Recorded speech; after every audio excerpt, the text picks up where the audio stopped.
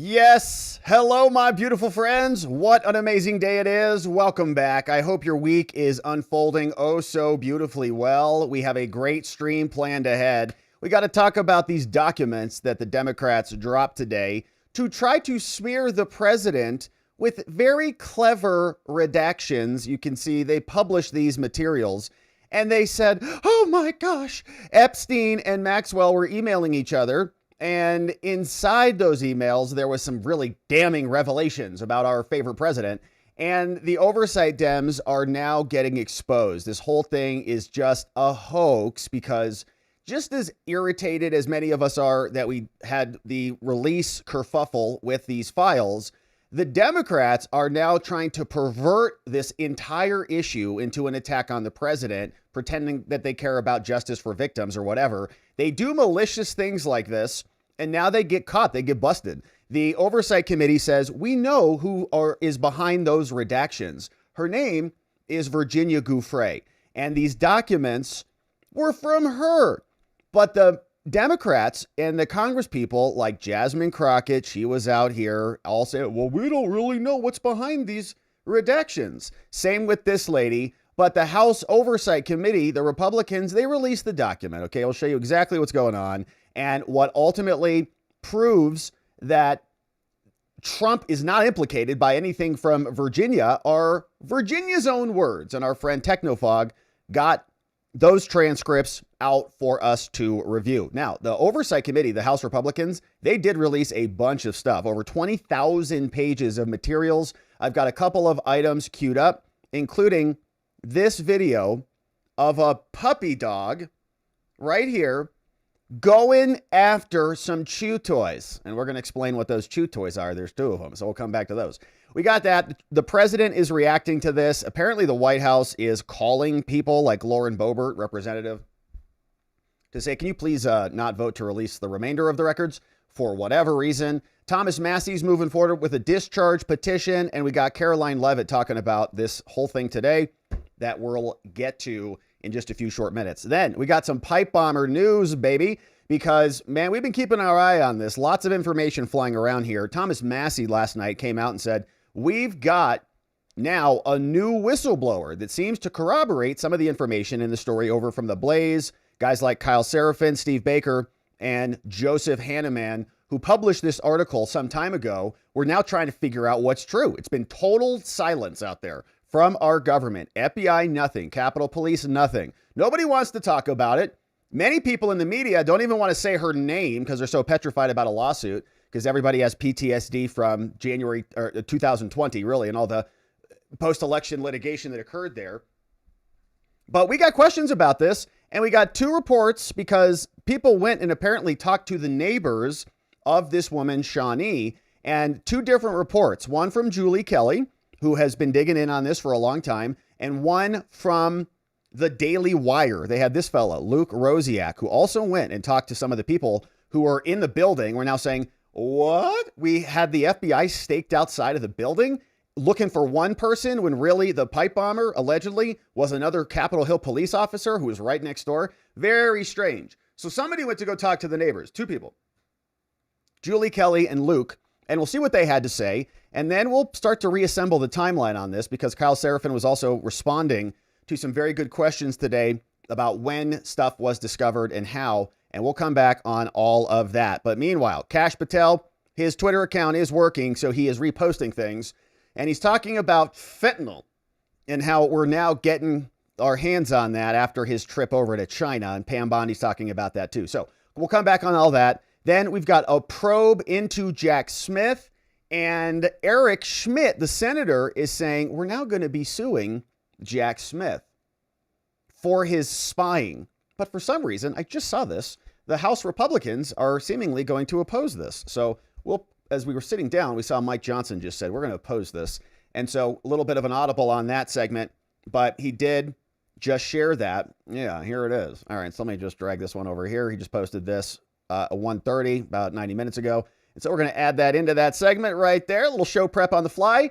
And now it's going to be the best live stream you've ever seen. All right, so we're very glad that you're here and with us. We had a beautiful members only stream this morning. Thank you to our members for becoming members. and dig it into our community at the next deeper level, we have an amazing community of members. We have a lot of fun on our members only streams. We'd love it if you joined us. This morning we talked about, illegal aliens getting $112 million to about 600 of them. They won some judgment over there in New York. So Suffolk County now going to be paying illegals. From our perspective, illegals. We're not sure. We didn't validate all 600 plus, but seems to be illegals. And they are now getting paid courtesy of the American taxpayer. Isn't that just incredible? So we talked about that this morning. Thanks for becoming members. And thanks for joining us. Now the tubes are nice and warm. So let's get into it on the day. And here is the latest. The Democrat Epstein hoax comes crashing down. They tried to seed this one out in the media today, saying, we got our hands on these emails. Lots of headlines about this, Politico and many others, saying Trump had knowledge and spent hours with these, blah, blah, blah. All nonsense. How do we know that? Because the Democrats created some very interesting redactions here to cover up the truth of what's behind these emails. And now the Oversight Committee says, hey, liars, we actually have the emails without the redactions. And so we know who is saying what you're saying they said, and it's not accurate. It's actually something that you can disprove with the transcripts that are in the other court records under oath. So these are emails back and forth between Epstein and Ghislaine, but the woman herself confirmed that it did not happen in testimony under oath. So here's what the Oversight Committee says. After, in response to the Oversight Dems came out and they released these emails. And the Democrats are playing dumb, which is kind of their natural state. But we also see Jasmine Crockett was asked about this. Why did you redact these documents so that you could spread this hoax around and continue to blame Trump for something that is easily disprovable?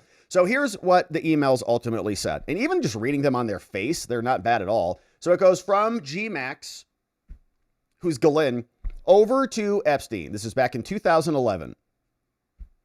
JEEvacation@gmail.com. Importance high. So Jeffrey says over to Ghislaine in this first email, he says from Jeffrey to Ghislaine, I want you to realize that the dog that hasn't barked is Trump. Victim redacted. Who could that be? Spent hours at my house with him. He has never once been mentioned in the police chief, etc. I'm 75% there. Okay, so Epstein is now coming under investigation. Somebody, they're spreading around, all these people looking around for nefarious activities. And Epstein is saying, somebody hasn't come up here. Trump is clean, in other words. How come this isn't shaking him loose, right? It's called shaking the tree. Get in there and shake the tree, see what comes out. And Trump's like, no, I didn't do anything wrong. I'm fine. Nothing's going on. So nobody's mentioned him. How come he's not being brought into this investigation? And while I'm under attack, we palled around with him. This is Epstein's scheme, right? Is he connects himself with high-powered people, and those high-powered people will call in favors, and vice versa. So then Ghislaine responds and says, I have been thinking about that, ... Jeffrey. And they say, oh my gosh, that's Trump, who spent hours with a victim. What was he doing there, according to Jeffrey Epstein? Then they release some other emails, and here's another one. It says, victim at Mar-a-Lago. Blankety blank blank. Trump said he asked me to resign. Never a member, ever. Of course he knew about the girls. He asked Ghislaine to stop. Again, how is that bad for Trump? Epstein sends that one over to Michael Wolff, some hack reporter. And he's responding to Wolff. So this woman from Mar-a-Lago, which we know Virginia Gouffre was there, and more got redacted. Trump said he asked me to resign. So Epstein comes in. Trump says, you're a pervert. Get the hell out of my club. He says, I wasn't even a member, and he asked me to leave. Of course, he knew about the girls as he asked Ghislaine to stop. He's saying, you're doing bad things. Don't want you in the club. Get out. He's like, I'm not even a member of your club. He's like, well, good. Then it's going to be easy for you to leave. Don't even have to do any paperwork. And so that's over to Michael Wolff. And we'll come back on that because there's more from and to Michael Wolff. But here is what the Democrats were saying. I think we got one more email. And then they came out today like, wow, this is shocking. We're so shocked. We have no idea what's happening. Another email came down from Michael Wolff to Jeffrey Epstein. A couple of emails back and forth. One, December 15th, 8 p.m., Michael Wolff to Epstein. He says, well, I hear CNN is planning to ask Trump, and by the way, this is December 15th, 2015. Trump's running or about to announce, and then we've got the 2016 election coming up. I hear CNN is planning to ask Trump tonight, this is a reporter, about his relationship with you, either on air or in a scrum afterwards. Kind of that, reporters screaming like vultures at somebody. Epstein responds, if we were able to craft an answer for him, like give this to Trump and he could answer with this, what do you think it should be? So that Trump can cover for me, because that's Epstein's scam. So then Wolff responds, I think you should let him hang himself. If he says he hasn't been on the plane or to the house, then that gives you a valuable PR and political currency. You can hang him in any way that potentially generates a positive benefit for you. Or if it really looks like he could win, you could save him, generating a debt. Of course, it is possible that when asked, he'll say Jeffrey is a great guy and has gotten a raw deal and is a victim of political correctness, which is to be outlawed in a Trump regime.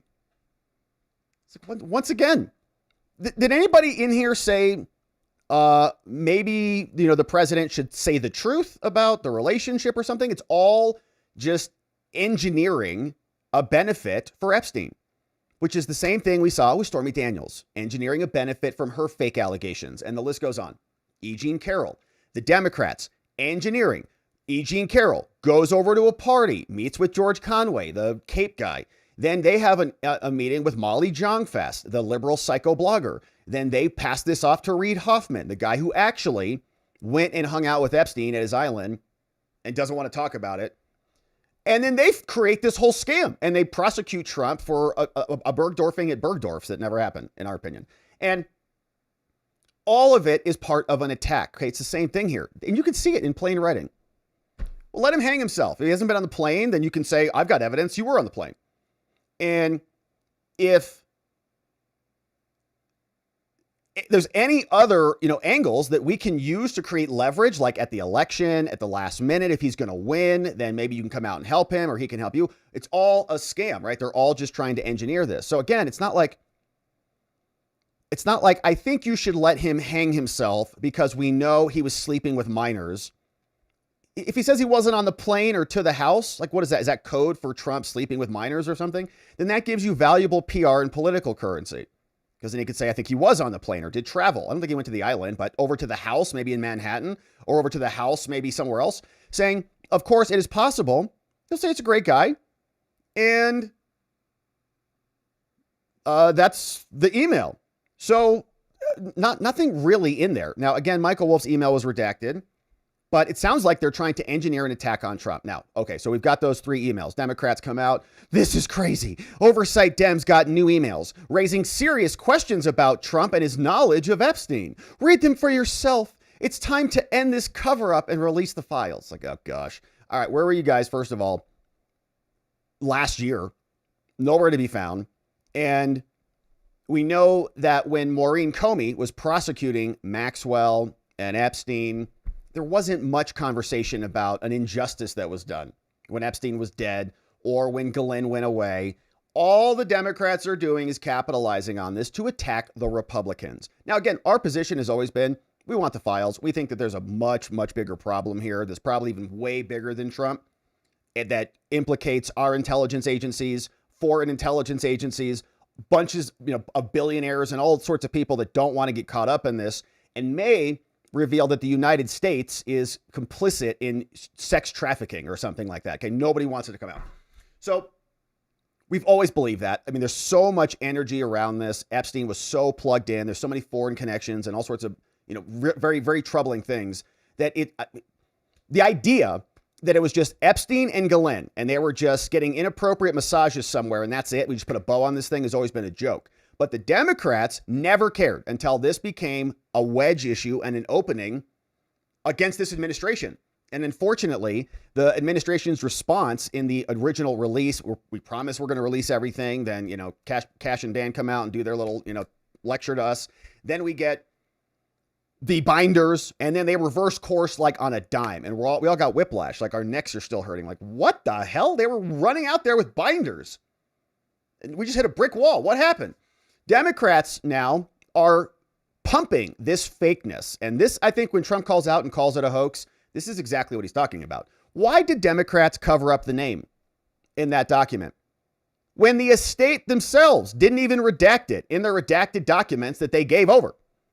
It's because this victim, Virginia Gouveia, publicly said that she never witnessed any wrongdoing by Trump. Democrats are trying to create a fake narrative. They're trying to slander Trump. Shame on them. And of course, they have no shame. This is why they're Democrats. But here was what Jasmine Crockett was being asked. And CNN has been digging. They're like, hey, Virginia, we have her book. We have her testimony. We have public statements from her. So is it her? Because if you're saying it's her, then we know there's nothing there, because this woman was very public about it. And she put she fingered Prince Andrew and others, at least named somebody else. None of the other alleged victims have named anybody as far as we know. And I haven't been planning on it unless it was on that one podcast from that one lady, but we haven't listened to that. So who knows? But here's Jasmine Crockett. She came out, she got asked, you know, this is Virginia Gouveia, don't you? And she's disavowed all of these allegations. This is an email from April 2nd, 2011. Republicans were saying that victim is Virginia Gouveia. As you know, she died by suicide. She's been very outspoken victim of Jeffrey Epstein. Here's the email right here on your screen. She wrote a book, as you know, and she did not accuse him of any wrongdoing. What do you make of that? And can you confirm that? Yeah, I don't know. Obviously, it's redacted who the victim is, so I won't necessarily take the Republicans' word on who it is. That's all right, Jasmine. We'll show you the document in a minute. You can read it for yourself. Redacted. And I don't know why they would necessarily redact someone's name who is deceased at this point. The Democrats did that, though. The Democrats redacted. No. I understand, okay, but I'm just saying, like, our biggest concern is to actually make sure that we are protecting victims, and obviously she wrote a book, she told her truth. This is an email. She wrote a book, she told her truth, and the truth was president didn't do anything wrong. So she doesn't want to admit that the redactions are somebody who has disproven the claims in the emails that they're trying to sell to America. But also this other lady, her name is a Democrat, Congresswoman Melanie Stansbury. She came out and CNN was asking her the same thing, saying, hey, hello, do you know who's behind that redaction? Because it makes you guys look like idiots if you are saying that there's something there, because there is nothing there. We talked to her specifically. Democrats redacted Virginia Giuffre's name. Oh. And I mean, I have to say, these emails. It came to us redacted. No, it came to us redacted. It came to you redacted. Okay. Yes, so we don't even know. That is the claim of the White House. So that's something that we should be asking questions about. Yes. Okay, really interesting. So and House Republicans came out and mentioned the redaction there. Democrats redacted. Yeah, they did redact it. And the Republicans came out and they said, this is ridiculous. Melanie Stansbury, that woman, is either actively deceiving the American people, probably, or has the IQ of a goldfish. Oh, man, that's tough. IQ of a goldfish versus deceiving the American. You can't pick both. All right. It's probably deceiving us. Probably higher IQ than a goldfish if I had to, but I might need to phone a friend. Here's the original email, they say, that was sent to the committee, including to the Democrats. By the Epstein estate. They got copied on the same emails. And here's what the email looks like. No redactions at all. Oh, Democrats are liars. So they just covered it up because they wanted to turn this into a fake narrative because they're liars. Here, you can see it. Here's the email. I've been thinking about that. Oh, look at that name right there. From Epstein to Glenn. I want you to realize that the dog that hasn't barked is Trump. Remember Virginia? Virginia spent hours at my house with him. He has never once been mentioned, the police chief, etc. I'm 75% there. Let's bring Trump into this. And Trump has a lot of leverage in Florida, and so he can put pressure on the prosecutors and get him here. He's not even saying anything about this, and we can tie him to this because we stole Virginia from Mar-a-Lago. And they redacted that. Why did they do that? Well, it's because Virginia is now dead, first of all. She died by suicide. So she can't come out and explain herself anymore. So very convenient for the Democrats. Died by suicide, published a book called Nobody's Girl, and never once implicated President Trump. You can see here is Another excerpt over from our friend Technofog over on Substack and on X. He says, these Epstein-Maxwell emails reference Virginia Gouveia, and her testimony contradicts everything that they say. These are just emails between Jeffrey and Maxwell, who are looking for other people to come help him in his investigation and his troubles. She never saw Trump and Epstein together. From her mouth, Trump never acted inappropriately towards her. No sex, no flirting, and she was never at Epstein's house with Trump. Interesting. Here is what Technofog got for us. You see this quote here that she's commenting on. He didn't partake in any of ... any sex with any of us, but he flirted with me. She's quoting it. Now, it's true that he didn't partake in any sex with us, but it's not true that he flirted with me. So they're saying, hey, respond to this statement. It says he didn't partake in any sex, but he did flirt. Like, do you agree? Yes or no? Scale of 1 to 10. It's like, well, it is true that he did not have sex with us, but it's also not true that he flirted with me. Okay, so there was nothing. Donald Trump, she says, never flirted with me. From court reporters, page 25 in this document. Donald Trump never flirted with me, never had any intercourse with me. Nothing was uncouth there. When have you met him? At Mar-a-Lago. My dad and him, well, I wouldn't say that they were friends, but my dad knew him and they would talk all the time. Well, not all the time, but when they saw each other. Have you ever been in Donald Trump and Jeffrey Epstein's presence with one another? No. What is the basis for your statement that Donald Trump is a good friend of Jeffrey's? Well, Jeffrey told me that Donald Trump is a good friend of his. And I'm sure Jeffrey says that about everybody who he wants to make a mark out of. And both of those materials show very clearly that she disagreed with it. And there's more. She disagreed with it in her book. But Virginia, of course, is now dead, died by suicide back in April 2025. Her memoir came out, Nobody's Girl, talks about the abuse and the former Prince Andrew, who she says actually did abuse her. Now, the Oversight Committee said, well, how about this? You guys want some records? How about we just release all of them? They should have just done that instead of redacting and covering up some of the key names that have already been out publicly disavowing any of these things. And they did the same thing with Stormy Daniels. Remember that? Stormy wrote multiple signatures. There was no relationship. There was no intercourse. There was no affair. It never happened. I've been asked about it 50 times. I'm sick of it. Signed multiple statements. But then they flipped her.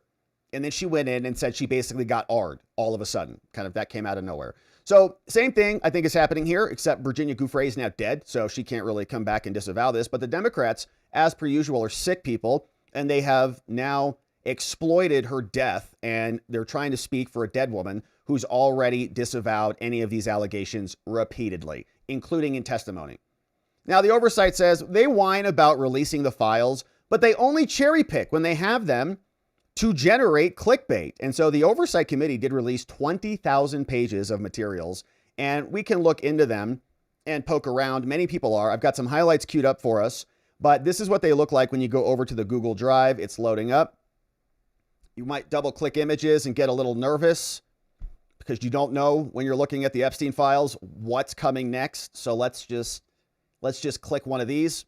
8. Let's see what's in here. Okay, just documents. Okay, good news. Some documents in here, 20,000 pages. Obviously, we're not going to read through all of them, but there are a lot of materials. And so looks like some redactions and news articles, an article about Steve Bannon. He is as dangerous as ever. Probably about Steve Bannon. That dude is a dangerous man in a good way. What's up, Steve? We got lots of other documents, reports. Okay, so the list goes on and on. Now, we don't need to spend a bunch of time just perusing through meaningless documents, but we do have some good stuff queued up. And one of those materials that I thought was interesting was this movie. All right, so this was in here in one of the folders. And if you watch this, it's a real good boy. You know, dogs don't know any better, but this real good boy looks like munching on a Trump chew toy. And look who is right next to the Trump chew toy right down here. It's Hillary. Here's this real good boy who's not really behaving himself. He should be chewing on the other one, to be honest with you. But here's this pup. And I'm pretty sure there was some audio. Yeah, let's pull this up here. Charlie, ma chi è quello lì? Ma ti piace questo pupazzotto?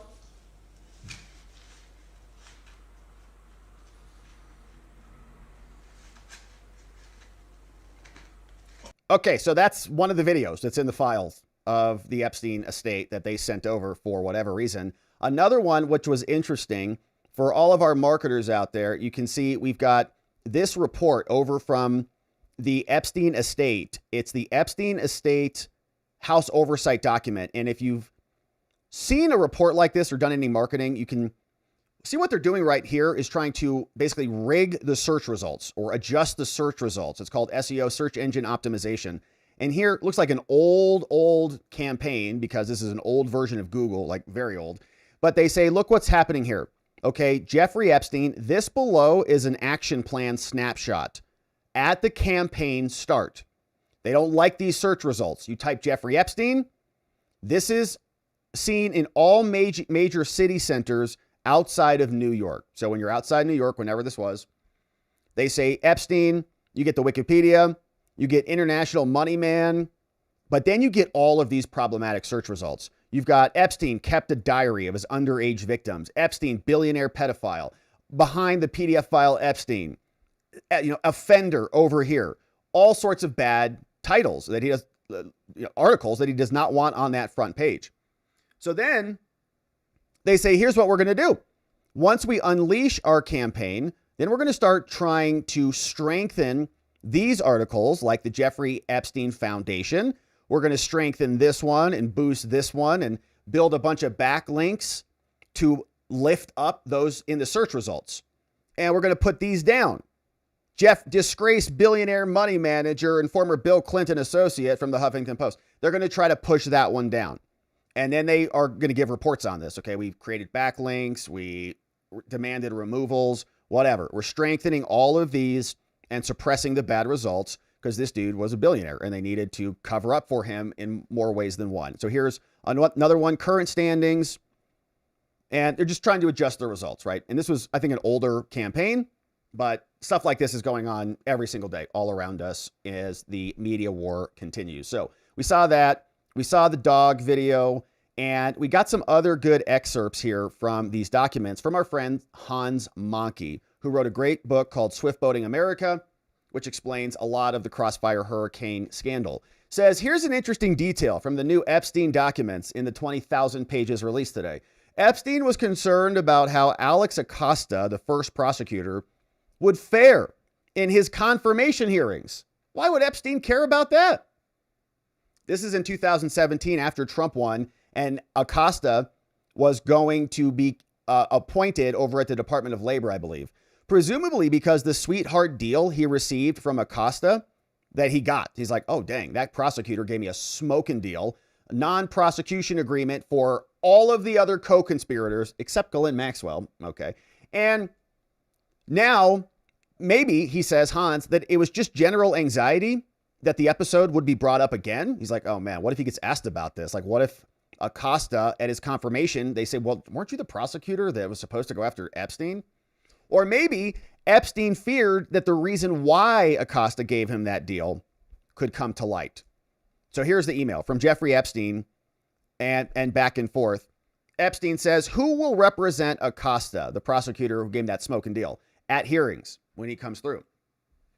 He will be by himself, perhaps a Trump administration aide to assist him and accompany him. But no, he'll be sitting there. We've watched many of these confirmation hearings, and Acosta was going through them until he withdrew because of all the Epstein furor, which obviously was warranted. Another one from Hans, he says, in 2016, so-called journalist Michael Wolff was conspiring with Epstein to finish Trump, and he was already convicted at that point. A few months later, guess what happened? Wolff was granted all access privileges to the Trump White House. Why would that happen? Make it make sense. Michael Wolff said this, 10/29/2016. Says, there's an opportunity, Michael Wolff, to come forward this week. We are like a week away from the election. and talk about Trump in such a way that could garner you great sympathy and help finish him. Are you interested? These people are maniacs. All you got to do, man, is come out and just say Trump's a PDF file right now. And the Democrats, when Hillary wins, you will be off scot-free, Jeffrey. Probably never prosecuted again. All you got to do is just come out and lie about Trump. From Michael Wolff. Guy still around? These people are sick, man. And if this is happening in emails with Epstein and so-called journalists, hacks, what do you think's going on with E. Jean Carroll and George Conway and Reid Hoffman, all right, and Molly Jong-Fest and the rest of them, Jack Smith and his whole crew? These people are maniacs. They'll have people come out and testify against you and just make up lies if it will save their skin. And Jeffrey didn't do it, as we remember, and Trump won. And that is very interesting. So another email that came out from Andy No. He also said journalists were tipping Epstein off. The same journalists who are screaming now, Trump is covering for Epstein, like many of them were doing it. Former New York Times, says Andy No, financial journalist called Landon Thomas tipped off Jeffrey Epstein. And it was learned years later, he also solicited money from Epstein. Breaking from Daniel Boguslaw, what's up? He says, email from the New York Times journalist called Landon Thomas tipping Epstein off about a follow-up investigation by another journalist and former NYPD detective called John Connolly. From Thomas Jr. Landon to Jeffrey Epstein, he says, hey, subject, hey, Jeff, got another call from Connolly. From Landon, financial reporter at the New York Times. These are what these reporters are doing that are basically just extensions of the intelligence communities. Intelligence feeds them garbage. James Comey did that exactly through Daniel Richman, feed them a bunch of garbage. They publish all the garbage and then attack their political opponents. They did it with Trump and Russia collusion. Michael Sussman took the Steele dossier, fed that to the media, and then fed it to the FBI. His people. It's their standard playbook. So here, the Times now responds to Epstein, emails him directly, this journalist. Hey, man, this guy's digging around again. Not clear if it's another book or expanded paperback version. Was asking me all sorts of questions about why you hired Ken Starr. I told him I had no idea. I think he is doing some Trump-related digging, too. Anyway, for what it's worth, Jeffrey, just so you know, can I have some more money, please? It's all one big, incestuous, disgusting family, and they're all working against the American people every single day for their own interest, and they lecture all of us about accountability and transparency. Okay. Trump also said, in other words, the Democrats are using now, he responded to this whole thing, he says, they're trying to bring up the Jeffrey Epstein hoax again because they'll do anything at all to deflect on how badly they've done at the shutdown and so many other subjects. Only a very bad or stupid Republican would fall into that trap. The Democrats cost our country $1.5 trillion with their recent antics of viciously closing our country, while at the same time putting many at risk, and they should pay a fair price. There should be no deflections to Epstein or anything else, and any Republicans involved should be focused only on opening up our country and fixing the massive damage caused by the Democrats. From the president. In follow-up, he says, in other words, the Democrats are using the Jeffrey Epstein hoax to try and deflect from their massive failures, in particular, their most recent one, the shutdown. And the president is absolutely right. I mean, this whole scam today was a hoax. Like, they knew who this lady was, who was behind these redactions. Everybody knew. It's Virginia. They redacted it. They spread it around. There's 1,000 articles out there that says Trump spent hours with someone at Epstein's house. These are all just statements by people who are trying to engineer an escape hatch for Jeffrey. It is a Democrat hoax, even though Epstein and the scam is not a hoax. The Democrats have turned it into a hoax. And so the president, I think, is commenting on that, but simultaneously demanding Republicans don't even think about releasing anything. Says here, Lauren Boebert, one of the Republicans pressing for these disclosures, was summoned to the Situation Room. Huh? For what? Is there going to be like an international incident if these records come out? Trump and his administration on Wednesday ramped up a pressure campaign on Republicans who were pushing for the release of this. Top officials met in the White House today with Lauren Boebert, Colorado Republican, on this issue. She was summoned to sit down with top DOJ and FBI officials. Why? Why?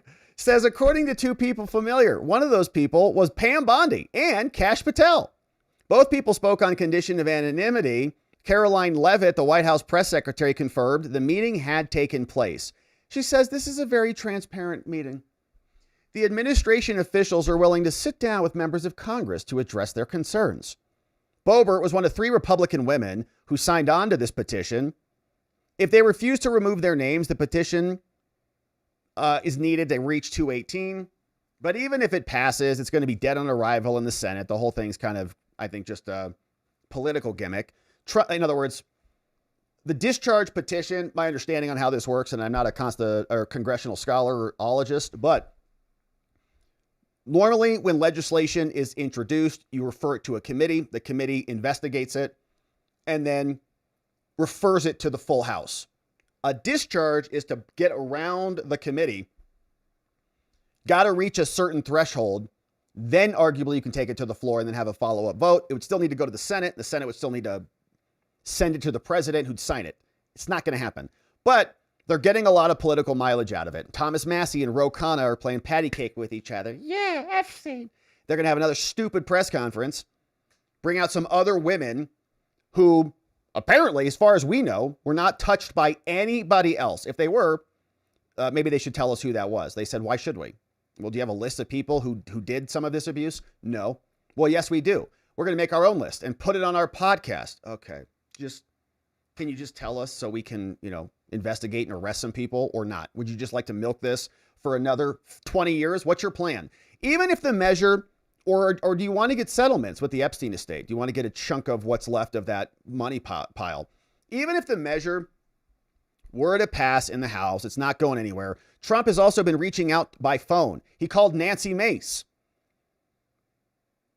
Those two have not yet connected. Boebert not responding to comments. There is a flurry of lobbying that is happening now. Oversight Committee just released tens of thousands of pages. In a social media post, Trump claimed the fresh focus on the Epstein hoax was a tactic.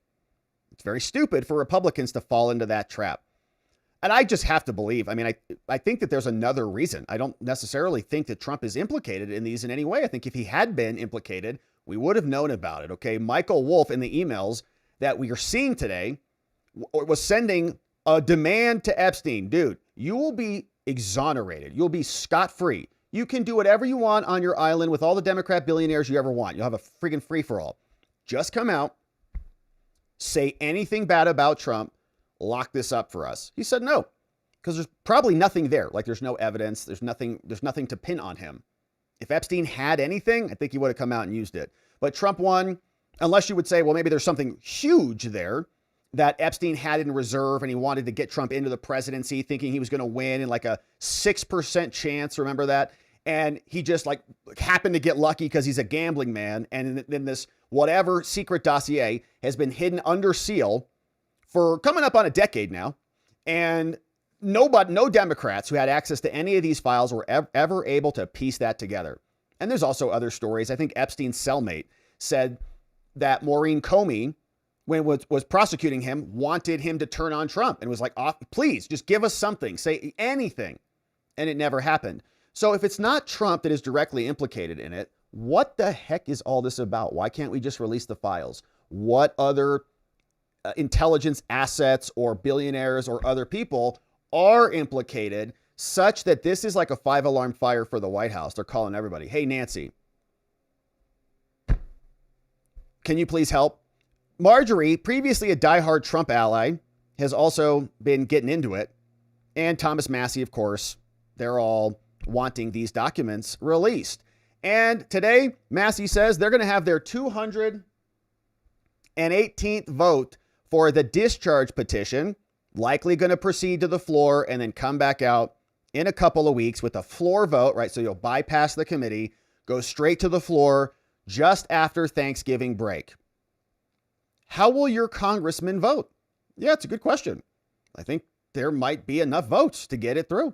Because I think a lot of people want the records released, and a lot of people just are not trustworthy, ourselves included, of the FBI or the DOJ because, well, quite frankly, they've been responsible for rigging multiple things our entire lives. And if you just think about it with the elections, in 2016, Comey rigged it on behalf of Hillary, not charging her, and presumed that he was going to be working for President-elect Hillary. Remember that? Then they instigated, after Trump won surprisingly, Crossfire Hurricane and attacked his whole administration. That was the FBI. That was the DOJ. Then in 2020, they censored everybody across the country on the back of COVID. FBI sending Elvis Chan into the social media companies to silence anybody. They also, back during 2020, were covering up the Hunter Biden laptop. FBI burying the whole thing. So they rigged that, and they rigged 2024. They prosecuted Trump 4 times, plus all the civil suits. FBI raided his house. FBI and the DOJ are some of the most corrupt entities that we've ever seen. Even though Pam Bondi and Kash Patel are at the top of them, they're giant, massive agencies that have been consistently undermining our law repeatedly. So people have just had enough on it. It's like, all right, if Congress can do something about it, then Congress can do something about it. But we'll see if anything comes down the pike. Here was Caroline Leavitt, who explained this. These emails prove nothing. In fact, I think they actually helped Trump's case. Trump said, get out of my club. And if the person is Virginia, then it shows that these people are trying to engineer her statements into something that she never said, because those emails are disproven by her testimony. So I think the Democrats really botched this one, trying to turn this into something that it isn't. Even though we want the documents, we want to know what the truth is behind this entire scam. We also have to call out the Democrat hoax when it is a hoax, as it is right now. These emails prove absolutely nothing other than the fact that President Trump did nothing wrong. And what President Trump has always said is that he was from Palm Beach, and so was Jeffrey Epstein. Jeffrey Epstein was a member at Mar-a-Lago until President Trump kicked him out because Jeffrey Epstein was a pedophile and he was a creep. And this email you refer to with the name of a victim that was unredacted now and has since been reported on in this room, so I will go ahead and say it, Virginia Guiffre. And it was CBS's own reporting, Ouija, that recently wrote that Miss Guiffre maintained, and God rest her soul, that she maintained that there was nothing inappropriate she ever witnessed, that President Trump was always extremely professional and friendly to her. And so I think it's a question worth asking the Democrat Party, and you should all go ask them after this briefing, of why they chose to redact that name of a victim who has already publicly made statements about her relationship with Jeffrey Epstein and is unfortunately no longer with us. It's because they're liars and hoaxers, and they thought, and you know what, it actually worked to some degree. There were headlines all over the place. In fact, I think you probably go over to Drudge. Like, look at this. Yeah, here's Drudge.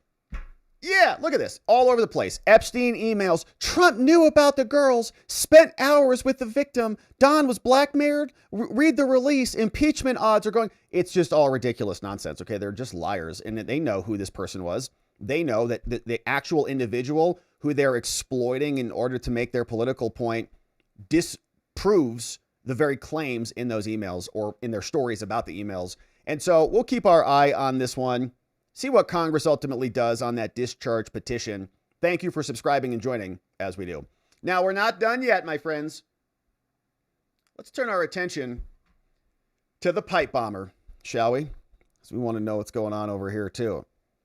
A new pipe bomber whistleblower now reaching out to Thomas Massie. We got just a snippet of the 11-page disclosure that he got delivered to him. And he says, if we combine all of these various new stories, including his own questioning of witnesses, Thomas Massie while in Congress, asking questions of FBI Director Wray and others, reporting by Steve Baker and the crew over at The Blaze in this report about Shawnee Kirkhoff, the alleged January 6th pipe bomber, who may have just been a trainee, somebody who was in the middle of an exercise on January 5th, had no idea what the hell was going on January 6th, walking around, maybe fully endorsed by the Capitol Hill Police Department. We don't know. We just have questions about it. And this is the best theory that anybody has come up with from our government, and our government, from anywhere, including our government. And our government has been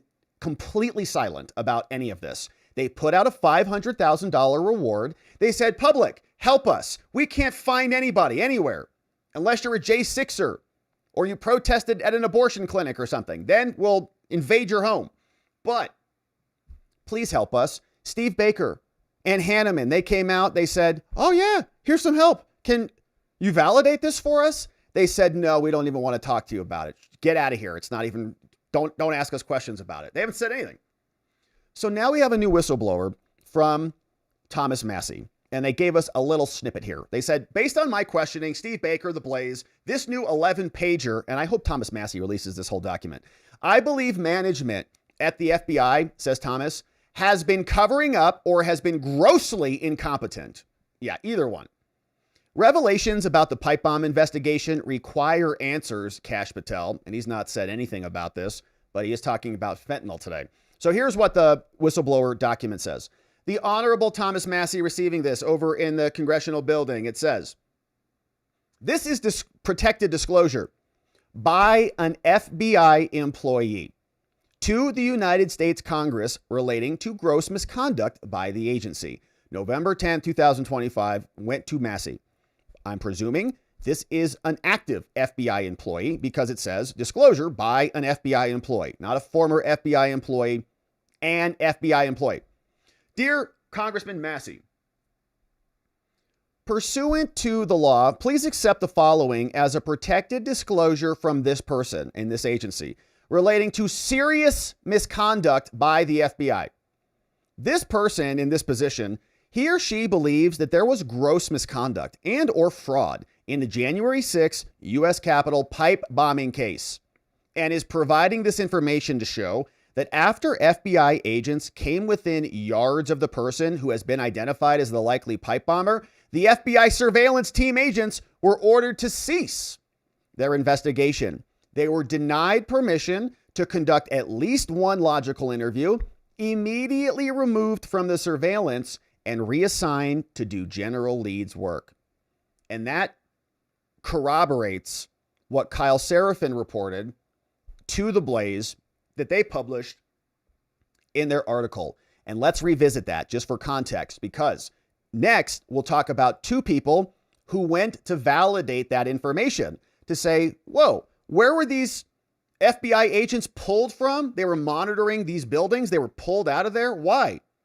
Maybe we should go talk to the people in that location that they were monitoring. They did that. We've got Luke Rosiak and Julie Kelly, who both went down, talked to these people of interest, and are adding more to the story. We'll break down what's going on. But here's, as a reminder, what The Blaze said. This woman, her name, Shani Kirchhoff, and at the time of this incident, she was a government employee. And according to all reports that we see, she is still a government employee. And so we've got questions about our government and the performance of their duties.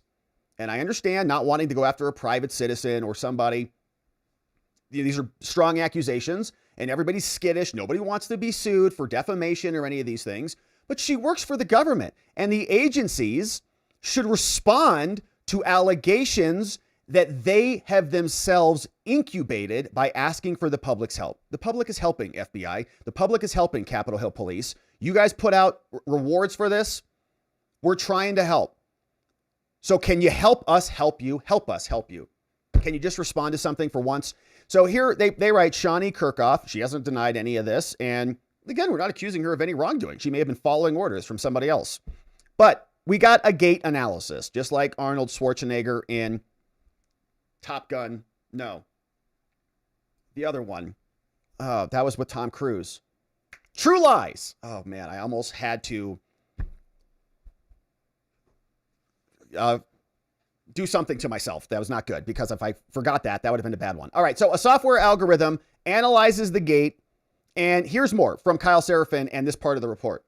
They were close to the bomb suspect, okay? The FBI, which has failed to solve the case for nearly 5 years of investigations after they corrupted the cell phone data and then didn't look into it anymore, but indicated that it was closing in after the Blaze reported on this. They said that according to intelligence sources, the FBI was just feet from the Falls Church address of the pipe bomb suspect after J6, according to this investigation. Former FBI agent called Kyle Seraphin He realized on Friday, before this article went live, that he was doing surveillance next door to the woman now suspected of being the pipe bomber. Okay, so Daily Wire, Julie Kelly, they went over, they talked to these neighbors, not the pipe bomber, but the people. The FBI put us one door away from the suspected pipe bomber within days of January 6th, and then we were deliberately pulled away for no logical or logically investigative reason. And everything about that tells me that they were involved in a cover-up and have been since day one. Serafin said they were effing in on it, and he was going to just go over there and knock on the door and talk to them. At the door of an Air Force civilian employee whose address was tied to a vehicle that picked up the bomb suspect in this location. Serafin's team spent 2 days watching the man, but Serafin and his request to go face-to-face was denied. Instead, they pulled them off the case. Serafin has given the same details publicly since 2021. He said, there's a personal reaction to this, which is complete vindication of everything I've been saying. We were right there. How did they track it back to this location? The FBI tied a DC Metro Rail smart trip card that we're going to talk a lot about coming up, this card, allegedly used by the pipe bomb suspect, to an Air Force civilian employee, a neighbor, but determined that while the man purchased the card, he did not use the card. The suspect allegedly used the card to travel from DC to a stop in Falls Church after planting the pipe bombs. The Air Force civilian purchased the card a year earlier. So we're trying to figure out, where'd the card come from? Where'd the card go? They trace it back. FBI's looking at this building and they do a gate analysis. They say, yeah, it's her. And she was also up there shooting projectiles at people in the face. All right, so we know the rest of the story. We went through the full article here on the channel, but then we had some other reporting. So let's start with Julie Kelly. She's over on X at Julie_Kelly2. She's digging into this. She says, I spoke this morning with the individual believed to be person of interest 3. So person 3 in the original pipe bomb investigation on January 6th. I will not name this individual to protect his privacy, since he just found out today by me that he had been under FBI surveillance for allowing another individual, person 2, to use his Metro card to travel to DC for a Stop the Steal event. Number 2, then, the person who was going to use the card, according to a congressional report, was seen on security cameras on the morning of J5, photographing a dumpster next to the location where the pipe bombs would later be planted. This guy's out there taking pictures for like his picture book of dumpsters. Okay. In the days after J6, the FBI considered this person's movements. Why are you taking pictures of these dumpsters right around this area? They said, this guy is highly suspicious. And they considered person 2, who is, a friend of the neighbor, as a possible accomplice to the pipe bomber. Both person 2 and person 3 were placed under physical surveillance. Okay, so that might be Serafin's team. Number 2 told investigators, because they said, why are you taking these photos? He said, well, I like to take pictures. I traveled to Washington, D.C. to attend a First Amendment activity on Capitol Hill on Jan 5. And throughout the day, I, person 2, photographed objects bearing numerals, including doors, dumpsters, and other objects. And I was going to use these photographs in a book that I'm writing. It's like, all right. Now, both men were ruled out as suspects. The guy who bought the ticket, the guy who gave the ticket to his friend, and the friend who used the ticket, all exonerated. Both men were ruled out as suspects by late January 21. Now, person number 3 is a 66-year-old man currently employed by the Air Force. Here is what he told me about the use of his Metro card by his friend. So person 3 is the neighbor right next to where Shani Kirchhoff is living. Person 3 says, his statement, well, I have a friend who came up for the J6 Stop the Steal protest. He lives out of state. I've known him since 1969. He went to elementary and high school together. He's, from my understanding, not affiliated with anything illegal or immoral. He is kind of like an evangelist, a religious educator who goes all around the world preaching the gospel, but he's very Republican, very pro-Trump person. Shout out. He's probably 67 years old. He was probably 63 on January 6th. He came up a day before or a couple days before the J6 date, and I took him to the Metro. He stayed at my house. I took him to the Metro, and I let him borrow my Metro card. I have an extra Metro card. I have one that I use to ride the Metro every day. and one that I keep as my personal thing. This was during the pandemic, so I was working from home the entire time. So he went downtown the day prior to J6, and he was downtown on J6. I know he was doing some type of journaling for the event. I know he posted some stuff on Facebook. He was keeping a log telling everybody about all the events and activities that took place. And then I think on the 7th of January, I took him back to Dulles to catch his flight. He came up again for the inauguration this year, and I let him stay at my house again. Now, that relates to my friend who I've known since elementary school, who I grew up with. He says, I live next door to this individual who supposedly is identified as the pipe bomber. From everything I've heard, I lived in this house in Falls Church, Virginia, since 2003. So in 2021, they had moved in the year before. Her, Shawnee, and a gentleman, her boyfriend. I knew them purely in passing exchanges, pleasantries on the streets. I never went into their house, so I don't have any idea of their political leanings in any way, shape, or form. This is the neighbor. Now, I've been contacted, and I did look into the paper, and when a picture of this supposed person came up, I said, yeah, that looks like her. So this neighbor is like, yeah. Do you think this is the pipe bomber? The paper comes up. Is this the pipe bomber? Does that kind of match your neighbor? He's like, yes, yeah, that looks just like her. Yeah. Because I think humans personally, I don't know about you, but I have this, I think internally, is you can see and understand gaits of your friends and family like a fingerprint. That's how you can identify, your friend or somebody at a sports game all the way down. All the haircuts look the same, but the way they're moving, oh, there he is. Okay, just go meet him over there. You can just sense it. So he sees this lady coming and going all the time. He's like, that's a good match. Nailed it. All I can say is that there's two people involved in this that I know. My friend, who I went to elementary school with and high school together, who asked for a favor to let him stay at my house during the J6 rally. But as it relates to this lady, this policeman, Capitol Hill woman, other than her living next door to me, I have no involvement with her in any way, shape, or form. It was my understanding they worked for the Metro PD. That's all I know. And they were not here that long. They just lived next door to me. She says, I'll have much more to say on this shortly. And she disagrees, Julie Kelly, with the Blaze and Seraphin, and says this account of what happened is straightforward. He's extremely sincere. He talked plainly about what happened. And this is why surveillance of this ended. Okay, so the disagreement here is Kyle Seraphin is saying we got pulled off of surveillance because we were a little bit too close to Shawnee. Seraphin says, I want to go and talk to these dudes who we think used the card that we've backtraced to this location. FBI says, no. We've already validated. We already talked to these guys. So we're pulling you off of that. I think a plausible explanation could also be that if Seraphin went to go talk to these people, it would have confirmed that they had no idea what was going on about a pipe bomb or anything. And then it would have led to more questions being asked about how they got here. And that might lead to questions of the neighbors, and it might actually open the door to more questions, not less.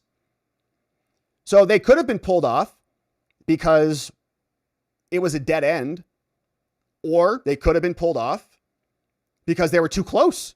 And if they went to go talk to these people, then the response would have been, something is very wrong here. Do you have your card? We're here to investigate a Metro card. Do you have that card here? Can I see it? Where'd it go? You don't have it? Your friend has it? Who's your friend? Where'd they go?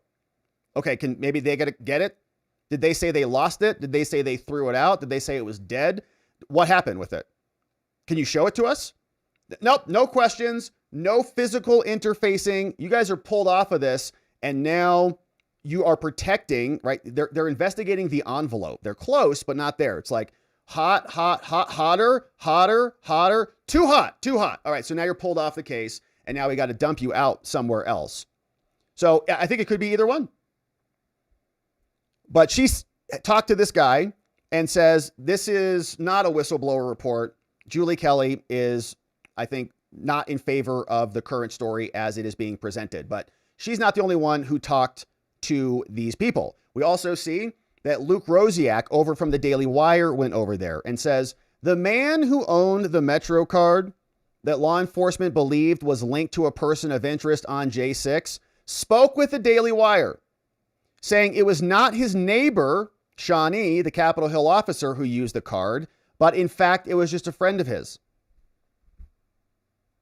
The man, an Air Force veteran, who requested anonymity to avoid his name being leaked, and his name is out there. Our friends at Marco Polo have done an investigation on it, and they know the identity, lived next door to the Capitol police officer named in a story by The Blaze on Saturday. The report said, "We did a gate analysis, and we know who did this." The theory gained secondary support. Okay, it was corroborated. It wasn't just like an algorithmic gate analysis. We also had Kyle Seraphin saying, wait, who? Shawnee Kirkhoff? Where does she live? Here? We were staking out that house, basically, the one right next door.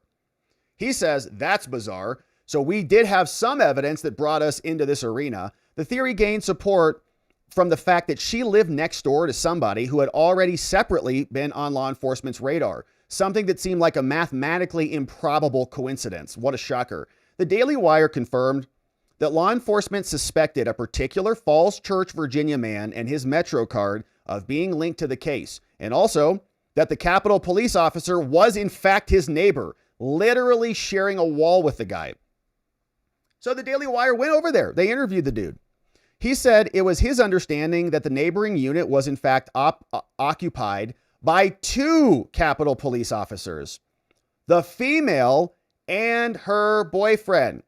Two Capitol Hill cops right next to the Metro card that looked like it was a pipe bomber card. But he does not believe that his Metro card was used by police on J5. He told the Daily Wire that it was, and again, I'd like to know where that card is. Like, does somebody have eyes on that card? Did they throw it out because it expired, it ran out of funds, and she just picked it up out of the garbage and used it? He told the Daily Wire it was used by a childhood friend who traveled from the South to attend Trump's rally and stayed with him to save money. The vet let him borrow his card and picked him up from the Metro station after the rally, he said. Both men are Trump supporters, man, shout out.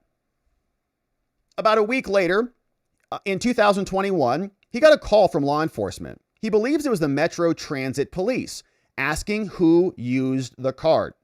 Former FBI employee Kyle Seraphin told the Daily Wire 2 years ago, it's not new, that he was assigned to stake out that address because the FBI believed a person of interest in the bomb case swiped through the subway gates using that card. The Air Force veteran, a tall black man, immediately gave the police the name of his friend, who's a white man, 5'10", 5'11", he told the Daily Wire. Other than that call from the transit police, it's all I've ever heard about it. FBI didn't go and ask him any questions. Can we see the card? He got a phone call. The FBI didn't go knock on this dude's door and say, where's that card? Like, is it a plastic card that you reused? Do you have it? Where is it?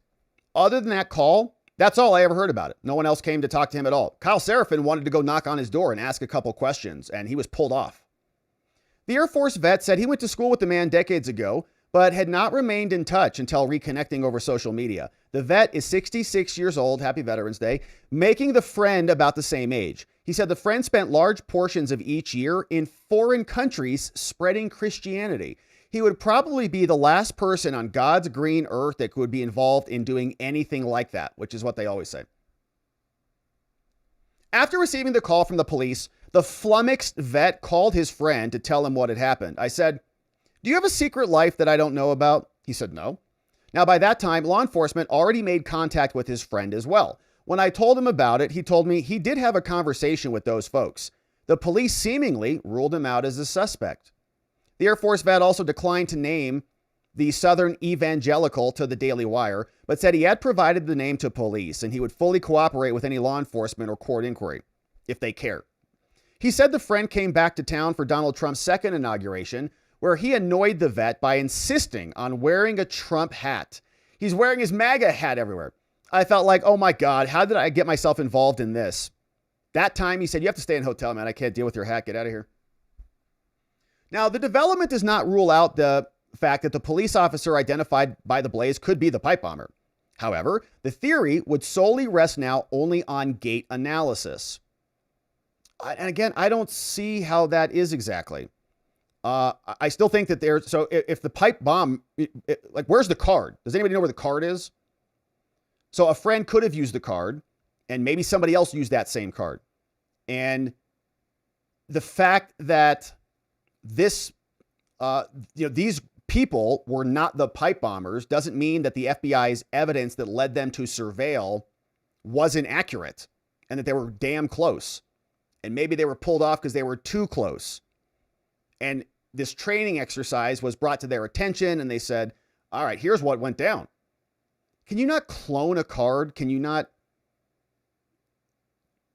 connect them to another ID or something like that? I mean, if this is an operation, I don't know. But I still think that even if you pull the people off of the surveillance, it doesn't invalidate that they were there surveilling that area because there was evidence that brought them there.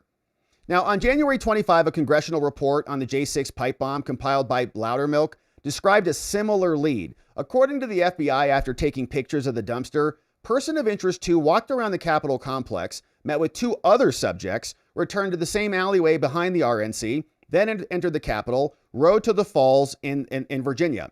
Now, notably, the agents assigned to the case team determined that person 2 used an Uber account and a Metro Smart Trip card to person 3 who was in that area. The FBI's case team considered this person's movements highly suspicious. In the weeks that followed, the FBI directed significant resources, placed them both under physical surveillance out of the Washington field office. They obtained grand jury subpoenas for the cell phone data associated with those numbers. With help from the Capitol Police, the FBI also tracked the movements of 2 unidentified subjects that they met with while walking around the Capitol. Then on the 19th, FBI agents interviewed person 2 and eliminated that person, not the bomber. According to a summary of the interview by the subcommittee, says he traveled there on J5 and throughout the day photographed objects bearing numerals, and a review of the cell phone and the photographs seemed to corroborate the story. However, the interview summary does not elaborate further on how the case team verified the story. Following the interview from person of interest 2, the FBI ruled out both of them as possible persons of interest, and maybe the whole thing is just a coincidence, or maybe there's more to the story. So Kyle Seraphin was asked about this. So we saw over in this post, somebody said, okay, if Kirchhoff is the bomber, this is a crazy coincidence. We need to know more about Steve Baker and his investigation. We're still waiting for more from him. Did he find out that Kirchhoff lived next to this person before the gate analysis or after the gate analysis? Okay. So does he know that the Metro card brought them there and then found out, oh, there's a Capitol Police officer living next door after he learned about the Metro card? Or did the gate analysis come first? And he says, hang on a minute. This looks like the Capitol Police officer. Where is this person? And then they say, well, were we in this area? Then they say, we were. Kyle Seraphin was right there. What was the sequence? Seraphin came out. He said, after the gate analysis, okay, Steve Baker found the address, identified Shawnee. Then he called me and said, hey, we found this person. We found this. We think the gate analysis has brought us to this lady. Then he says, well, where does she live? Right there. He says, I was right there. I was surveilling her. Dun, dun, dun. He independently ended up at an address that I was at 5 years ago. Okay. So if you trust their sequencing and the way this went down, it's a wild coincidence. Okay. If that is true, wild coincidence. And it makes all the sense in the world that this was some sort of a training operation, not even saying this woman did anything wrong, other than maybe criminal littering or something like that. If it's a training op, these are inert explosives. You have cover from your Capitol Police officers or FBI or whomever to do it.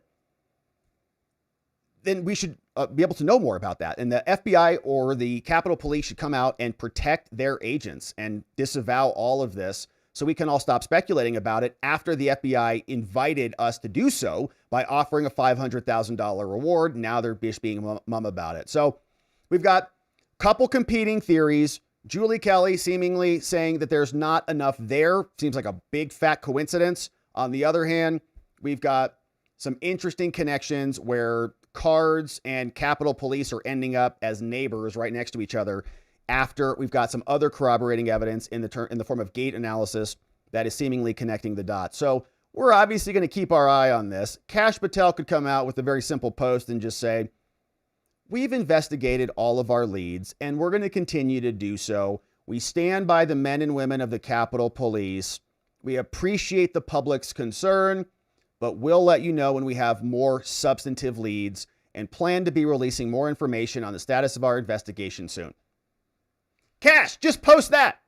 I just dictated it. Just write that down and post it. Then we can all just move on. But as far as we've gotten, this is the best theory that we have seen thus far. We should demand more from our federal agents. And if we've got questions about police officers who were testifying on J6 trials, who were up on the terrace shooting people in the head from our interpretation of the events, that we can ask questions about them. And we absolutely do not want to implicate somebody who's innocent, but I don't even know that this person was necessarily knowingly involved in a crime if this was just an exercise. So maybe they can come out and explain that to us, or maybe there's more to the story that they don't want us to know. But Cash also talking about fentanyl out there today.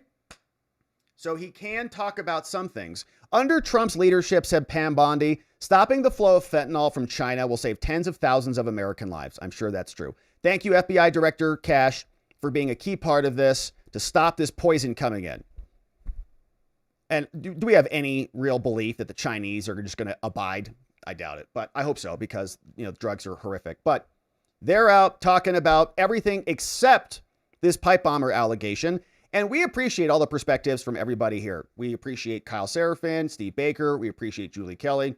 We enjoy the investigation, and we hope that through this adversarial process, we can get to the truth.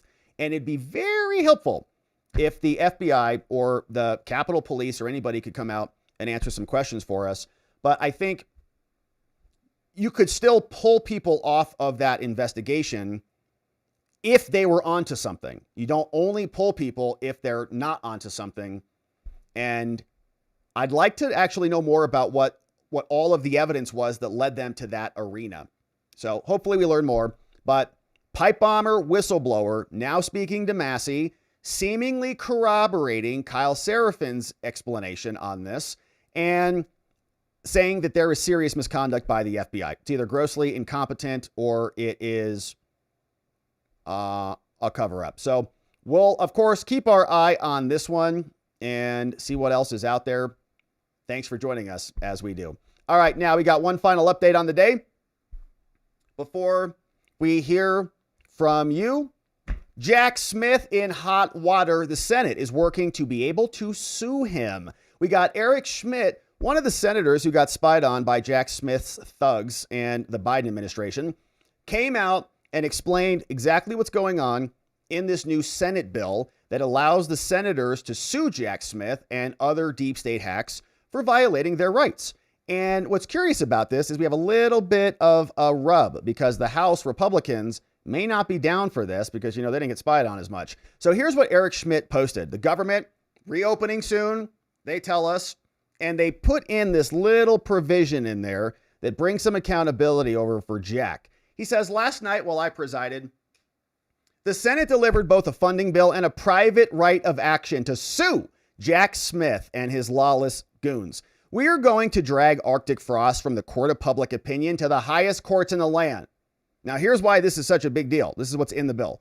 The Senate passed a continuing resolution. We're going to fund the government through January, and we're going to have a minibus inside containing 3 appropriations bills. One for military, ag, and legislative branches. The key provision here is in the legislative component. He says, at the very end of that appropriations bill is Section 213. This provision does many things to improve the law. It mandates data disclosure, it updates the notification requirements, and it allows the senators to sue, a private right of action. You can see right there. Just a few weeks ago, says Schmidt, when I called for the impeachment of Judge Boebert, this same provision was the key. Arctic Frost broke the law.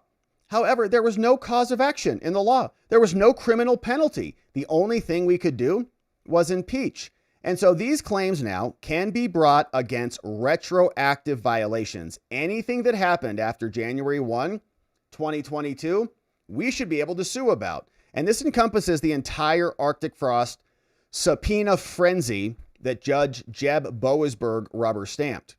got that all in the law, saying we can now sue you. Now, fear not. This won't slow down the impeachment train for Judge Boebert. If anything, we are only beginning to pick up steam on that front. As for potential criminal law violations from the Biden-era weaponization, the indictments will continue to flow. Now, we see that is happening, and we were somewhat excited about that until we got another report from the Republicans. And the Republicans, I believe, we moved this one over here, I thought we did, are working to reverse it. Mike Johnson says House Republicans are introducing standalone legislation to repeal that provision. We are putting this legislation on the fast track calendar in the House for next week. House Republicans are going to push to vote to reverse the provision allowing senators to sue over their phone records. Mike Johnson, why are you protecting Jack Smith? Well, that's very interesting. So we'll see ultimately where that goes. But if the Senate passed something that included that in there and the House pulls it out, isn't that going to have to go back over to the Senate to get them to approve it? Or are they going to reconcile that somehow? But if that's true, then is Marsha Blackburn going to be okay with having Mike Johnson strip that out? Because we do want some accountability for Jack Smith and Boebert, and we've been demanding that Congress do something about it. So now they've done something about it. So why is Mike Johnson going to repeal that provision? I don't know. Maybe he'll explain himself. But Jim Jordan sent over a letter, and they're investigating Jack Smith and the Arctic Frost goons. And here's the letter that got sent over to the Inspector General's office from Jim Jordan. You know, we love ourselves a good Jim Jordan letter. Here's what he says. All right, Don Richard. On the morning of August 9th, the FBI agents and one agent from the DOJ, the Office of the Inspector General, who are supposed to be those like independent people who do their own investigations, they seized the cell phone of Rep. Scott Perry while he was traveling with his family. The seizure was related to a joint investigation conducted by the OIG and the DOJ, codenamed Arctic Frost, which later became Special Counsel Jack Smith's partisan case against Trump, as we know. Recently, internal FBI documents show that as part of the Arctic Frost investigation, FBI got call logs for cell phones that were, quote, associated with 9 members of Congress, and that Biden and Harris, they assisted the FBI in getting the phones that were assigned to Trump and Mike Pence. We want now the materials about your involvement as the Office of the Inspector General and your assistance with the FBI. According to reports, you used your laboratory in Northern Virginia to help the FBI conduct a forensic review of Scott Perry's phone. Reports indicate that Perry's phone was imaged after the search, creating a forensic copy of his entire phone, including communications protected by common law privileges, as well as the Constitution's speech or debate clause. Your assistance in imaging this phone raises serious concerns about why you would be willing to sacrifice your so-called independence, because none of them are, to help the FBI in their partisan investigation. And reports also indicate that the FBI got logs for 8 U.S. senators and 1 representative for the period of January 4 to January 7th. The FBI reportedly obtained these logs from the members' phone carriers. Verizon gave them all. These reports raise concerns about your potential involvement in the phone records and getting these records. And so as part of our oversight, we would like some answers from you. We want you to give us all documents and communications between your employees, the FBI, anything relating to the seizure of the cell phones. And additionally, we'd like a briefing from you as well. Please brief us on this info. A complete and detailed explanation of the OIG's involvement in the investigation and the obtaining of any records of any congresspeople. We want a complete and detailed explanation of whether any OIG employees suggested or raised any constitutional concerns, or did anybody object and say, hey, maybe we shouldn't be doing this? Did anybody say, hey, maybe we should just not, throw this over the bridge? Please produce all documents and schedule this as soon as possible, but no later than the end of November. We're authorized to do this, okay? So give us the documents. Sincerely, your friend, Jim Jordan. All right, so The Office of the Inspector General. They always come out. The OIG report. The OIG report says this. It's an independent body, an independent report. They're filled with partisan liars, just like the rest of them. All right, so Jordan sends the letter. We'll see if we get any answers on it. Mike Johnson doesn't want, I guess, any accountability for Jack Smith. But here is Ed Martin. He was hanging out with Matt Gaetz over on OAN talking about some of this stuff. And here is what they had to say. Some additional tools in this pardon to give a Harmeet Dillon at the Civil Rights Division some relief, some ammo to go after state attorneys general if, in violation of this pardon, they continue to throw people like Rudy Giuliani and Mark Meadows in jail. Well, first of all, let me echo what you said. General Bondi, when I came in to be a weaponization, committee chair, head of it, she gave us a list and she said, go after it. And Todd Blanche, you mentioned, he said, go after it. He's a DAG. Harmeet Dillon is fearless. It's fantastic. But you're exactly right, Matt. Look, when you're making an argument, both in terms of the public perception, but also in terms of how do we get to the bottom of this? And when we see that Jack Smith, and by the way, the Jack Smith special counsel is also part of my weaponization committee, and we've been looking at that closely. You can see when you look at what he was doing, he was the one with a conspiracy. The conspiracy that Jack Smith was running was across the country to try to build this network to take away citizens' rights. Just what you said, Matt. If you take away someone's rights, to right to vote, right to access to the system, take away their freedom, and you use a network of individuals, especially if they're in power, attorneys general, prosecutors. Look, Fannie Willis, Letitia James, Alvin Bragg, these people didn't come up with these theories. There was a management. We know they were at the White House. They were sending staffers from the DOJ into Alvin Bragg's office. That's Guy Colangelo. You know all this. So the fact is there's a conspiracy and a network that was used against the American people. This pardon not only gives protection, but it also shines a light. And I'll tell you, I got to tell you, Matt, says you'll love the story. I told the president about this early on, and he said to me, that's good. We should do it. And he said, but go and write this up, just what you described. And he said, write it up so people see it, because they can't just see a pardon. They need to see the why behind it. And when they see the why, they go, this thing is way off balance. And as you mentioned, my top choice for Attorney General didn't get it. He's now being a media guy. But everybody else, Bondi, Blanche, myself, Harmeet, we're getting after this. And I really think we're going to break this hoax, and the country, again, can move on from it because we're able to get to the bottom of it. Yep, good. And it's all related. It's been part and parcel of our entire government for a long time now. 2016 was rigged by the FBI and the DOJ. James Comey and the CIA all involved in that. 2020, rigged again. FBI, Elvis Chan, censoring everybody. FBI, pressuring the social media companies to not cover the Hunter Biden story. CIA, writing fake letters about Russian disinfo and feeding that to the Biden campaign. 2024, FBI raids Trump's house. We still have no answers on the pipe bomber, no answers on the gallows guy, no answers on Butler. The Charlie Kirk shooting, the media is trying to cover that up. The media is trying to prevent them from covering it up because the prosecutors and the defense attorneys are saying, we'd like to lock this whole thing down. And the FBI and the DOJ, nobody's filing to intervene, to make more of this accessible. It's all related, and we need to fix these institutions. And we're hopeful that Ed Martin and the crew inside can lead us there. But why is Mike Johnson not just signing off on this bill from the Senate? Why do they have to strip out any penalties from Jack Smith? Dang it! We'll keep asking that question. Thank you for joining us as we do. All right, my friends. It has been a beautiful stream. If you're just joining us, quick recap. We went through the Democrat hoax. The whole thing's ridiculous. They released these emails redacting a person's name that everybody knows, and the redacted name was redacted to sell a story that isn't true. Once you see the redactions removed, you know, oh, she disproved all of the allegations and their fake hoax. So we went through that. The House Oversight Committee released 20,000 documents. We read through some of them and got the highlights from Hans Mackey, looked at the SEO campaign, looked at this dog chewing up Trump as a chew toy.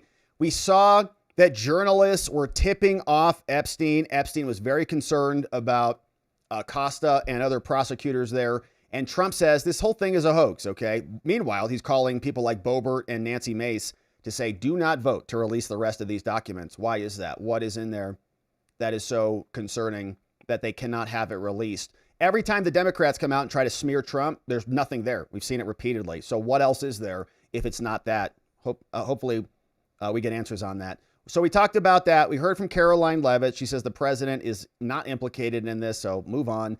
Meanwhile, Thomas Massie got a whistleblower that is seemingly corroborating what happened when they were removed from the actual pipe bomber at that location. Meanwhile, we've got Julie Kelly and the Daily Wire saying, well, there's another explanation for it. The neighbor gave the Metro card to a friend, and so the FBI had no other reason to be looking at that area other than the Metro card, okay? If there wasn't any other reason to be there, like maybe they tracked a physical body, moving to that area, or cell phone something, gave a rough approximation or something. Who knows? But if they had any alternative explanation other than the Metro card, and they wanted to go knock on the door and they got pulled off, maybe it's because they were a little bit too close to the actual pipe bomber based on other independent evidence, or maybe the whole thing is just a very strange coincidence and the gate analysis doesn't implicate Shawnee Kirkhoff, and all of the silence that we're hearing is because they don't want to, I guess, defend an innocent person or something. But Cash has not responded to it and is talking about fentanyl. We're happy that fentanyl is coming off the streets. I have my doubts about what China is going to do. Of course, like they'll say they'll do it, but are they actually going to do it? Bondi's happy about that too. And then we turned our attention to Jack Smith. We've got the Senate very excited about putting in a provision that allows them to sue the government when they violate their rights. And then Mike Johnson said, actually, we don't want that in there for whatever reason. So we talked about that, read through the new probe that is going over to the OIG's office, saying, why, if you're an independent body, why are you helping the FBI attack Republican cell phones? We know why, because they're not independent at all. They're not an inspector general or independent body. They're part of the same institutions, weaponized accordingly. But now, my friends, it's time to hear from you. Thank you for being here. Happy Wednesday. It's hump day. All downhill from here. Thank you for your donos. Thank you for becoming membos. We'll have a members only after party here as soon as we're done. And get into some other thoughts and opinions on the day.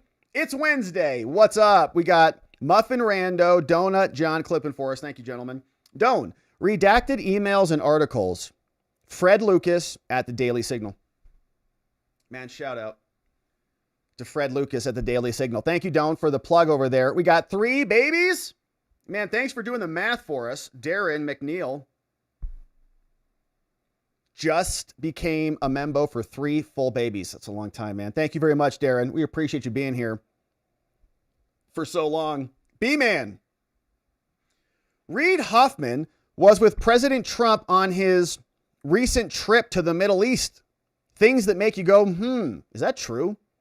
Don't tell me Trump's hanging out with Reid Hoffman. Are you kidding? Like, I know he's hanging out with Bill Gates and Mark Zuckerberg, but not Reid Hoffman. Say it ain't so. Say it ain't so. Trump's sword. More and more winning. Happy Veterans Day from Trump's sword. Yeah, you can call some of this winning, I'd say. There's been a lot of, not winning lately too, but there's some good wins today.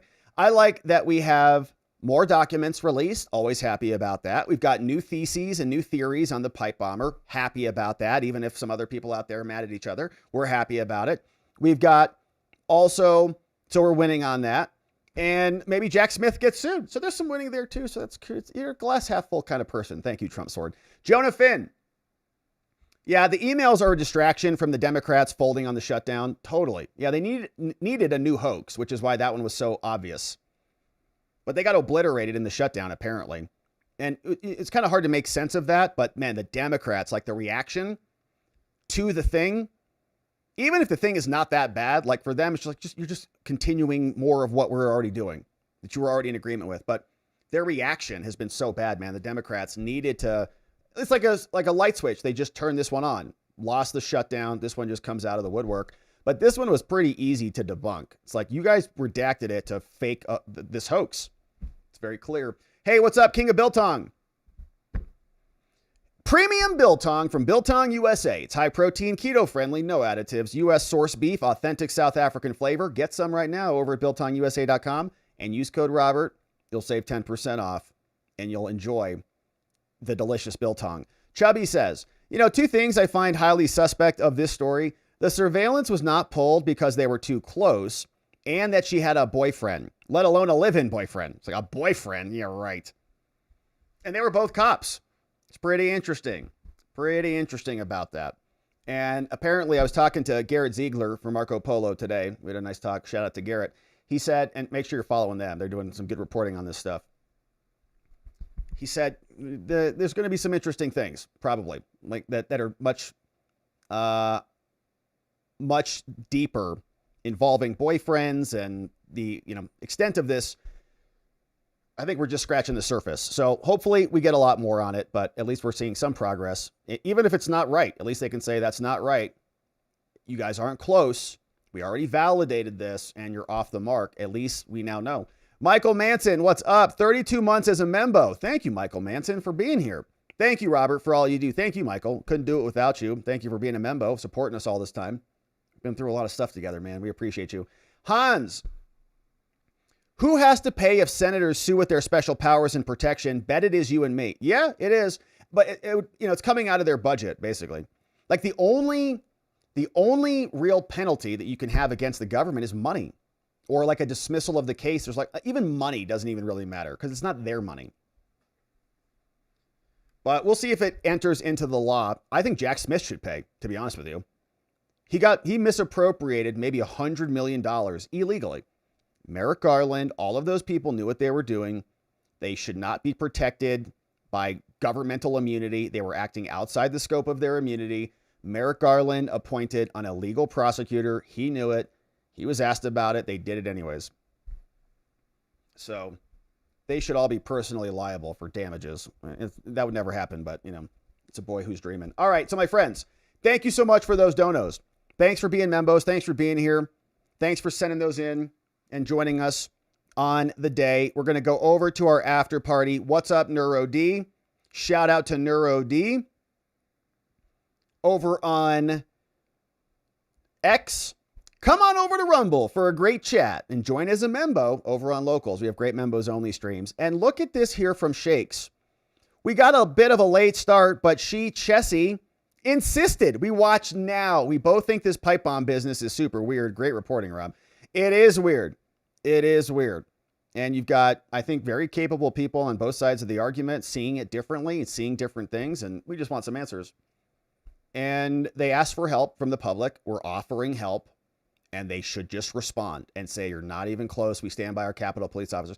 Look at this real good kitty, I think. Pretty sure that's a kitty. And here's a real good boy over here. A real good pup. Man, thank you for watching. All three of you watching the show. Looks cozy as can be. Good to see you over there. Shakes in the house. What a nice looking household you've got over there with some beautiful fur babies. Nice to have you here. Thank you, Shakes, for that. And I agree. It is a strange story. All right. So my friends, we'll leave it here on the day. It's a beautiful Wednesday. It's after party time. If you're a membo, stick around. YouTube friends, hopefully you get transferred over instantly.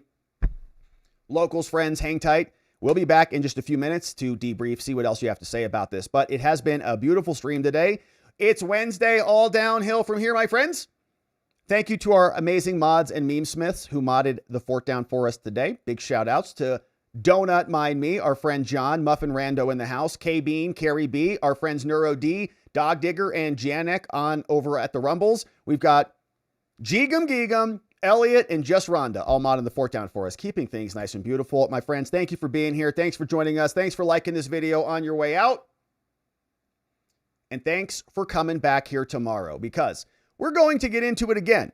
And in order to do that appropriately, we are going to need to see you right back here so that together with your help, we can shine that big, beautiful spotlight of accountability and transparency down upon our system with the hope of finding justice. Make it a beautiful night, my friends. Sleep very, very well. We'll see you right back here tomorrow. Bye-bye.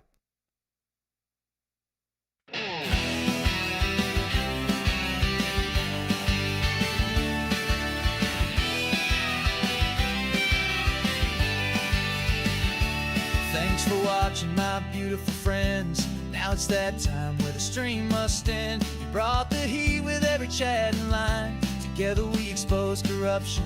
One more time we dove in the truth where the media hides. Lit up the lies with receipts on all sides. The fight isn't over, but we made them sweat. We ain't done yet, no, not just yet. Because together we are watching the watchers, truth on our side. Watching the watchers, we won't be denied. Watching the watchers, eyes open wide. Fighting for freedom with nothing to hide.